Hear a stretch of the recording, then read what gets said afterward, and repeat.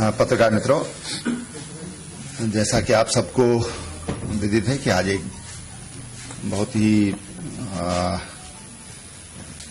भीषण आपदा का शिकार उत्तराखंड हुआ है।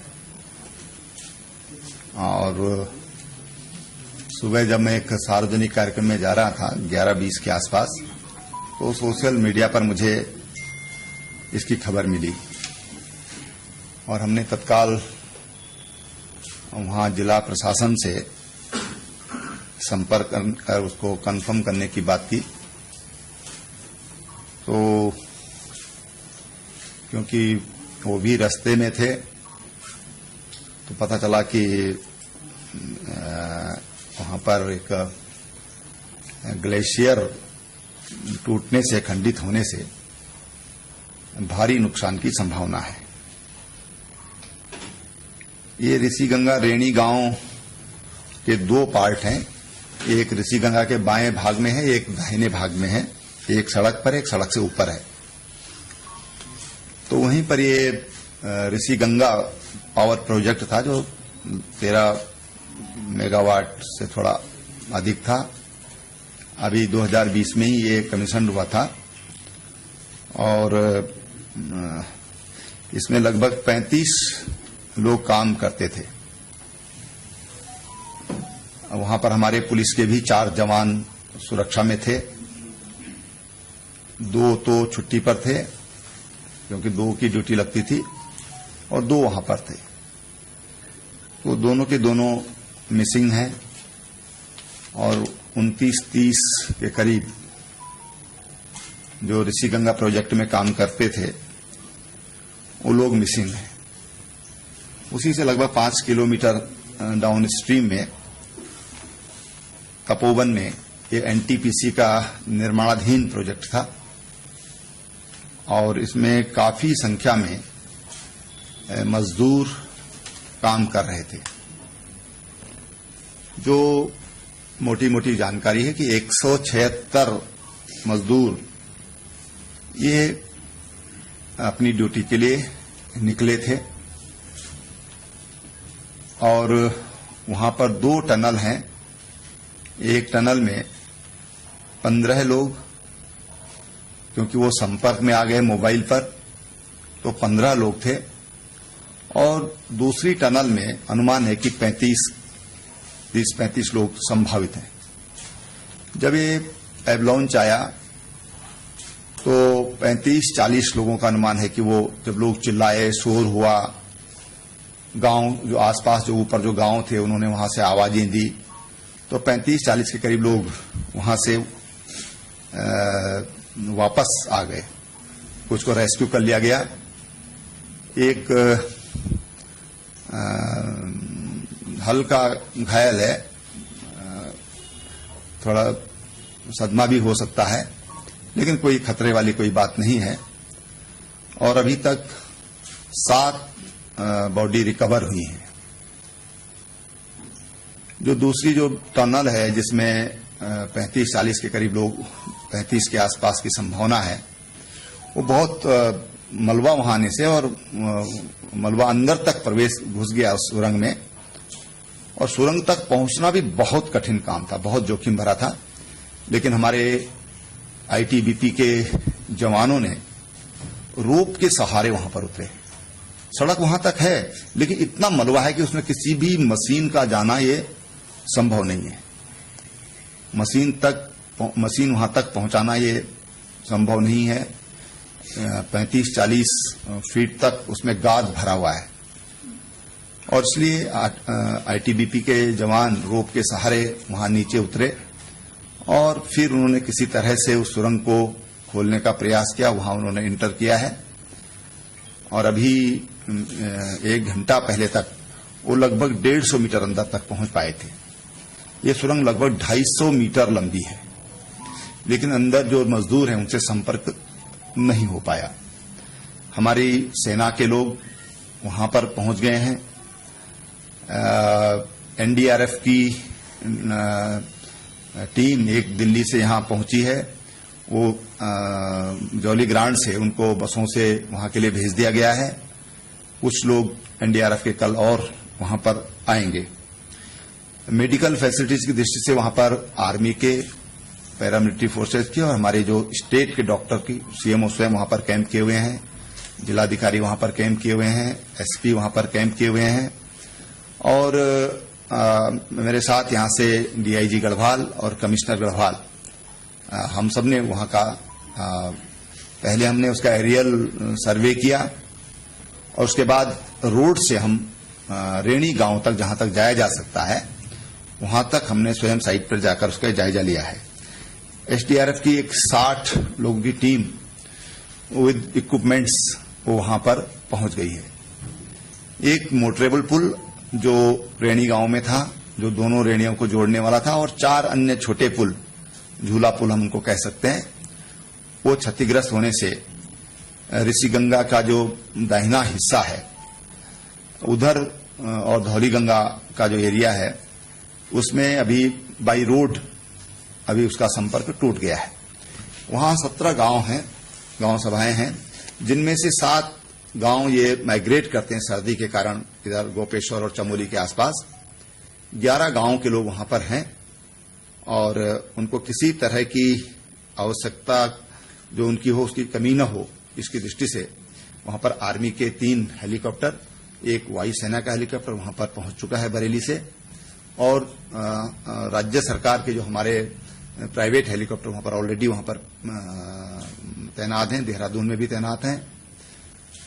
आईटीबीपी उत्तरकाशी महिडांडा उनको भी अलर्ट किया गया है और तमाम जो हमारे मेडिकल टीम है ये सब वहां के लिए सबको तैयार किया गया है। गौचर जो हमारा आईटीबीपी का वहां पर भी 90 जवान हैं जो वहां के लिए निकल गए हैं। इस तरह से सेना के जवान भी वहां से, मैंने जैसे पहले बताया कि सब वहां पर, सब लोग वहां पर पहुंच गए हैं। जो माननीय प्रधानमंत्री जी को जैसे ही खबर लगी तो हेलीकॉप्टर में मैं था, वो भी हेलीकॉप्टर में थे और उन्होंने बहुत चिंता व्यक्त की और कहा कि भाई किसी तरह की भी कोई हेल्प की जरूरत है तो आप मेरे ऑफिस में इसके लिए बात करिए। फिर दोबारा उनका फोन, जब हम लोग पूरा सर्वे करके लौट रहे थे और जोशीमठ में हम लोग पहुंचे तो फिर दोबारा उनका फोन आया और फिर उन्होंने काफी चिंता व्यक्त की है और उन्होंने कहा किसी तरह की भी कोई आवश्यकता है तो वो आवश्यकता, वो सहयोग भारत सरकार करेगी। अमित शाह जी का भी आया, अमित शाह जी के भी 2 बार फोन आए और अभी जब मैं देहरादून में, जब मैं मीडिया यहाँ अपना जो सेंटर है उसमें पहुंचा तो महामहिम राष्ट्रपति जी भी का भी फोन आया, उन सब ने बड़ी चिंता व्यक्त की है। इसके अलावा योगी जी, उन्होंने कहा कि कोई भी सहयोग है तो हम करने के लिए तैयार हैं। बिहार के मुख्यमंत्री नीतीश कुमार जी, गुजरात के मुख्यमंत्री विजय भाई रूपाणी, सबने सहयोग के लिए सब लोग आगे आए हैं। साथ ही हमारे जो उद्योगपति हैं अनंत अंबानी, मुकेश अंबानी जी के बेटे, उनका भी बिल्कुल अभी जब मैं यहाँ पहुंचा इस कैंपस के अंदर तो उन्होंने कहा हम अपने फाउंडेशन के लोग भेज रहे हैं, किसी तरह की भी सहयोग अगर देवभूमि के लिए आवश्यकता है तो हम लोग सहयोग करने के लिए तैयार हैं। पतंजलि योगपीठ के आचार्य बालकृष्ण जी, उन्होंने कहा जितने भी कोई अनाथ बच्चे हों, कोई वो हों तो हम उनको गोद लेने के लिए योगपीठ तैयार है, उनकी हम शिक्षा दीक्षा उनके लिए हम लोग तैयार हैं और तत्काल कोई अगर आवश्यकता है तो उसके लिए उन्होंने कहा कोई भी अगर आवश्यकता वहां पर है तो हम सहयोग के लिए तैयार हैं, हम सरकार के साथ खड़े हैं।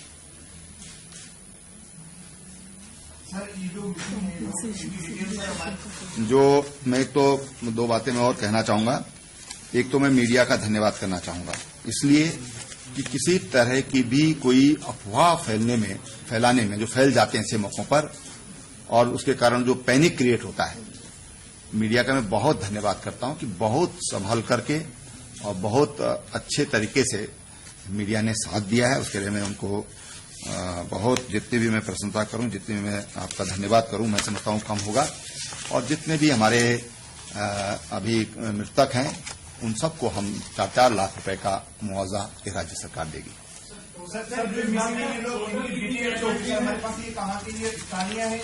देखिए, ऐसा है कि अभी स्थानीय लोगों की अभी तक जो जानकारी, अभी मैं बिल्कुल ऑथेंटिक पूरी तरह नहीं बोल सकता, लेकिन स्थानीय लोगों की 5 लोग हैं, क्योंकि वहां पर वीकली ऑफ रहता है, तो स्थानीय लोग संडे को छुट्टी ले लेते हैं। स्थानीय लोग भी काम करते हैं वहां पर, लेकिन आज वो अवकाश पर थे संयोग से सबके सब लोग।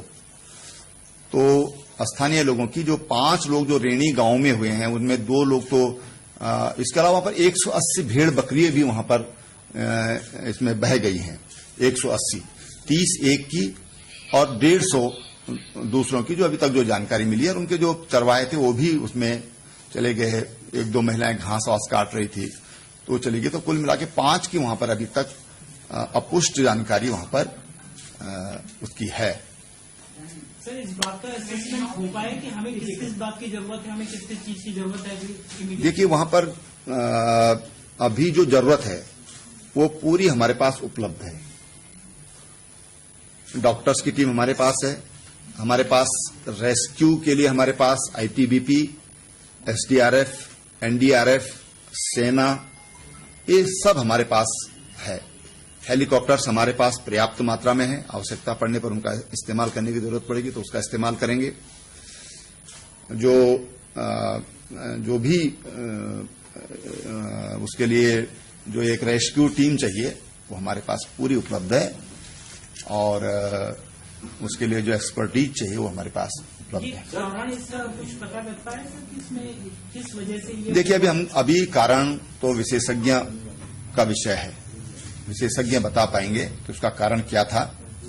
लेकिन अभी सरकार का पूरा ध्यान जिन लोगों को हम जीवन दे सकते हैं, जिनका जीवन बचा सकते हैं, सरकार का पूरा ध्यान उनकी ओर है। सर, यह बताया गया कि घटना जो है ये आप बता रहे 11:20 में आपको सोशल मीडिया में मिली। 10 बजे की घटना थी, 1 घंटा 20 मिनट। देखिए, अभी घटना ऐसा है कि ये घटना 9:30-10 बजे की हो सकती है। लेकिन जो मुझे, क्योंकि जिला प्रशासन भी उधर दौड़ा और हमारा ये जो हमारा आपदा प्रबंधन केंद्र है, यहां पर खबर आ गई थी। लेकिन मैं बाहर था, वो एक्टिवेट हो गया पूरा। हमारे प्रिंसिपल चीफ सेक्रेटरी से लेकर के और तमाम हमारे सेक्रेटरीज लगातार संपर्क में, लगातार वो मुझे जानकारी दे रहे थे फील्ड से। और हम लोगों का संवाद, अभी जब मैं इधर इंटर कर रहा था तब भी मेरे को वहां से सूचना मिली, जब मीडिया सेंटर में मैं अंदर प्रवेश कर रहा था। तो लगातार संपर्क में है, संवाद बहुत बेहतर कायम है। देखिए, अब जो पानी की स्थिति है, तो रुद्रप्रयाग से पीछे अब पानी एकदम साफ पानी है। जब हम जा रहे थे तो मैठाना गांव है चमोली से थोड़ा इधर से जाते हुए पहले, तो वहां तक पानी में मैलापन था और लकड़ी बहकर आ रही थी। लेकिन आते समय पानी का लेवल बिल्कुल सामान्य है। लेकिन जो श्रीनगर जैसे हमारा प्रोजेक्ट है, उसके पानी उससे खाली कर दिया गया था ताकि किसी तरह का रिस्क न रहे।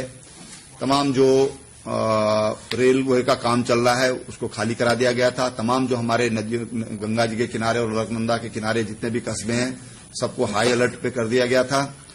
और जैसे रिवर राफ्टिंग है उसको हरिद्वार स्केच तक, और यूपी सरकार से भी सुबह ही बात हो गई थी कि वो गंगा के किनारे जो भी ऐसे स्थान है वहां पर सतर्कता बरतें। मिसिंग लोग कितने आपने बताया अभी? देखिए, अनुमान के तहत मिसिंग 125 के आसपास हो सकते हैं, ज्यादा भी हो सकते हैं, क्योंकि अभी जो कंपनी के लोग हैं वो भी अभी कुछ बता पाने में एकदम, अभी सब लोग रेस्क्यू में लगे हुए हैं।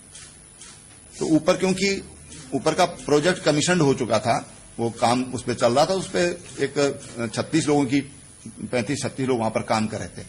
उनमें से 5-6 लोग उनके सुरक्षित हैं, 2 पुलिस के जवान वो सुरक्षित हैं। तो एक 29-30 के आसपास वहां पर अनुमान है। लेकिन वहां पर डॉक्यूमेंट के कोई बच्चे ही नहीं है कि कागजों के आधार पर कुछ कह सकें। सारा सर, क्या कुछ आकलन किया गया है कि कितना नुकसान राज्य को? देखिए, अभी मैंने कहा ना, हमारा ध्यान अभी रेस्क्यू पर है। आकलन होता रहेगा, आकलन अभी प्राथमिकता नहीं है। ठीक है सर, बाहरी राज्य के कुछ संपर्क किया है किसी राज्य के? मैंने बताया